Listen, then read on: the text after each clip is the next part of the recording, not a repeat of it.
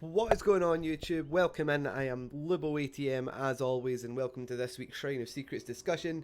If you've not joined us before, basically what I do here is I talk through all of the perks on this week's Shrine of Secrets, talk about what they do, what they combo well with, and things like that, and whether they're worth your hard-earned shards. So, last week's Shrine was an absolute cracker, and I cannot say the same for this week's Shrine. There's a couple of good ones, a couple of bad ones, but we'll get into that as we go through. So let's jump in and start, as we always do at the top, with this week's first perk, which is Botany Knowledge. God, why did I struggle to say that? Botany Knowledge, which is a Claudette teachable. So basically, healing speed and healing item efficiency is increased by, it says 11% there, but when you get it to tier 3, it's 33%. This is just an all-round good perk in terms of Survivor. Especially if you're bringing like a decent med kit, like retaining 33% of your, or increasing your efficiency of healing and speed by 33% is pretty major. Especially if you've got like the yellow med kit, for example, which only gives you 1.5 heals. Like, fair enough, it won't get you the full 2, or it should maybe just get you to the full 2. I would need to do the math. But yeah, if you bring that yellow one, it means you don't need to bring add-ons with it, and you can essentially get the same outcome. Combos really well with a series of perks all kind of based around healing. Obviously, it increases your speed with self-care. I'll be doing a video on that, another Is It Legit video on that soon for heal build. You've obviously got Desperate Measures, it would combo well with. Built to Last as well. So for example, if you're already getting 33% more efficiency and then you're refilled 50% of your charges and then get 33% efficiency on the extra 50%, that's really, really good. So basically, anything that's kind of heal centric, I would say this combos really well with, unless you get the odd one that's really weird, like Autodidact. Like, it doesn't combo well with Autodidact. But yeah, I would say your primary one that you won't notice a lot of people will run Botany and Self-Care. And basically what that does is, without going too far into the map, I'll save that, or the math, I'll save that for the video.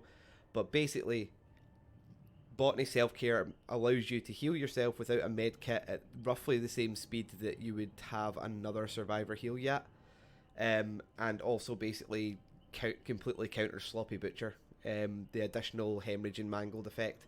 Your self-care will be the same as it would be against a normal, or just a normal heal, which is excellent. So yeah, I really like Botany Knowledge, and it is very, very good.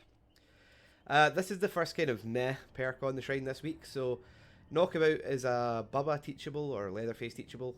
So survivors put into the dying state by a basic attack are not revealed to other survivors when standing outside or 32 meter range at tier 3, 16 meter. So obviously you need to be a lot closer to see it. Survivors put into dying state by basic attacks crawl 50% slower for 15 seconds. During this time, survivors are affected by the blindness status effect. So, a long way for a shortcut is, if you use a basic attack, then when you're downed, other survivors can't see where you've been downed, which is good for the purpose that if you're playing, for example, a stealth killer, or you're running killers with like a lower terror radius, or you're running monitor and abuse, it can allow you that extra factor of survivors don't know when they're safe. Like, usually if someone goes down, you can see they're the other end of the map, you're on a gen, you know you can stay there. So like you can use that to your advantage sometimes. But two issues with this perk, right? And the two issues, the glaring issues I can see is, A, most killers have like a special ability, which this is negated by because it needs to be a basic attack. So this is like it's a Leatherface teachable, but a teachable doesn't work with any chainsaw attacks. It only works if you kill them with the mallet. So even for the killer this perk was made for, it doesn't work with their ability. So if you're looking at Bubba, Billy, Demogorgon, you know, anyone who's like M2 attack is qualified as a special attack and doesn't register as a basic M1, this perk is useless on. So you basically kind of rule out maybe not half the roster, but a large percentage of the roster of this being viable, because most, if you've got a killer with a special ability, you want to use that special ability as much as you can. And second of all, if a team are on comms, and I'm not trying to pull the whole Swift is OP argument in, but if you get a team on comms, then the fact that they're blind doesn't really matter, because if they go down, they can be like, oh, I've went down next to the main building, I've went down next to Shack, I've went down, you know, like they can give you like a basic direction of where it is. So instead of being completely oblivious to what's going on, you'll have at least some sort of sense, and therefore this doesn't really do much. Um, yeah, it's not ideal, to be honest. It's not ideal, and obviously it doesn't, like, it's just the survivors, the living survivors can't see you. You can still see the living survivors. So if they see someone who's nearby, you can crawl towards them, get within that kind of range, and then they'll be able to see you again, can potentially pick you up. The slower crawl for 15 seconds is just kind of a moot point to put on it. If you are going to get it, it does combo well with Hex Third Seal, because obviously if you get put in a dying state, then the other survivors are blind to you. When with Third Seal, if you get hit, then obviously you're blind as well, so you can't see other survivors can't see you. But again, dependent on people being probably most likely solo queue to get any sort of value out of this, which is too much probably of a gamble. And there's just other all-round better perks you could be using in your builds. This perk is trash. I don't even want to spend time talking about it. No Mither. David King, teachable. So basically, the entire trial, you are broken and injured. You can't heal to full health. The benefits of that is you leave pools of blood. You don't leave pools of blood. Your grunts of pain if injuries are reduced by, it goes up to 50% at tier 3, and grants you the ability to recover from the dying state. So those conditions seem, oh, that's really good. I don't leave any blood. It's harder to track. My grunt, I've got like kind of a built-in like mini Iron Will, and I've got a built-in Unbreakable / Soul Guard. Like, what's not to like? The issue is that you're broken straight from the start of the match. Therefore, the killer knows you're broken straight from the start of the match, which means they know you have no Mither, which means they're not going to slug you long enough to pick yourself up. And especially if you're playing at like sort of high-ranked games, and especially with MMR coming in later today, if you're at a high MMR, then the fact that you're not going to leave blood pools and your grunts of pain are slightly lower aren't really going to help you that much.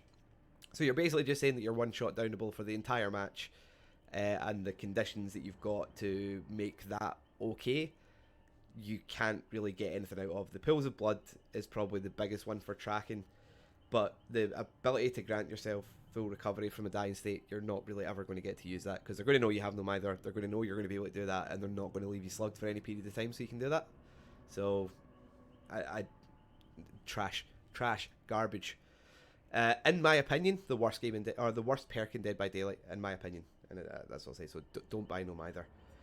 And finally, we have Pig Teachable, which is Surveillance. So if a generator begins regressing, basically the aura will be highlighted in yellow. And it'll be highlighted in white, and then if they start working on it again, it'll be highlighted in yellow.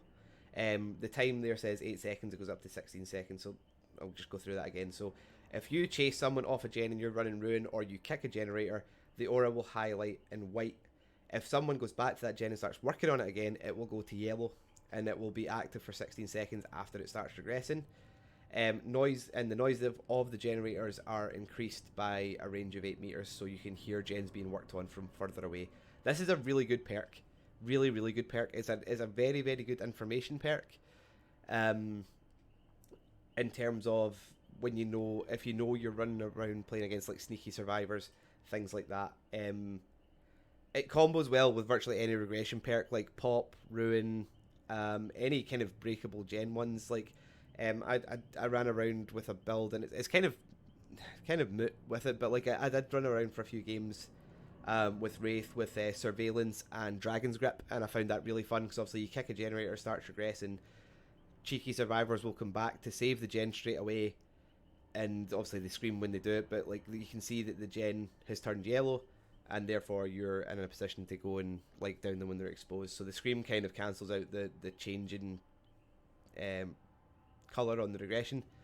But even if it's out with Dragon Grip range, you can see when people touch it again. So anything you use to kick a gen, you can combo it with Surveillance, and Surveillance basically just gives you an extra tracking perk in terms of when someone's returned to that gen, which you genuinely wouldn't have otherwise, unless they jump straight back on it and miss a skill check or something.